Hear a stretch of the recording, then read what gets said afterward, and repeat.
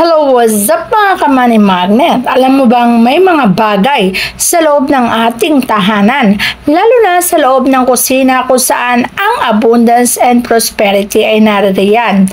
May mga bagay na hindi dapat nauubusan, yung bang tipong palaging punong-puno ng laman. Dahil kapag ito ay punong-puno ng laman, punong-puno din ng blessing ang papasok sa iyong buhay. Kaya naman isa-isahin natin ang mga masiswerteng jar na naglalaman ng blessing sa buhay. Una sa listahan ay ang asukal. Ang asukal sa ating tahanan ay hindi dapat nasasairan o hindi dapat nauubusan. Mas mainam kung palaging puno ang lalagyanan natin ng asukal. Ito ay nagbibigay ng tamis ng pagsasama sa inyong mag-asawa at higit sa lahat ang asukal ay nagbibigay ng ganda ng takbo ng karera mo sa buhay.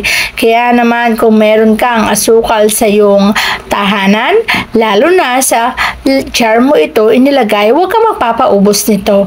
Tiyakin mong laging may laman. Lalo naman ang lalagyanan ng bulak. Maglagay ka ng isang jar na punong-puno ng bulak. Ang bulak ay magpapagaang ng takbo ng ating pamumuhay.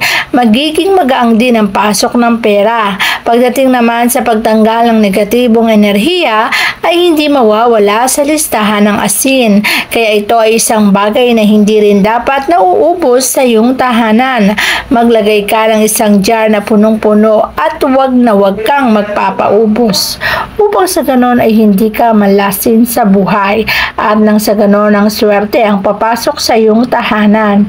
Isang jar na punong-puno ng asin ay magbibigay din ng magandang buhay. Kaya siguraduhin mo ang iyong tahanan ay meron ito para hindi ka maubusan o masiruhan.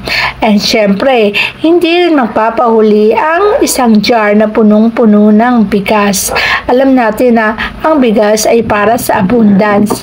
Kapag ang jar ay meron ito at punong-puno, hindi ka rin mauubusan o hindi ka masasairan. Kaya mas mainam na meron ka nito sa iyong tahanan para ang buhay mo ay maging magaang ang takbo ng pamumuhay.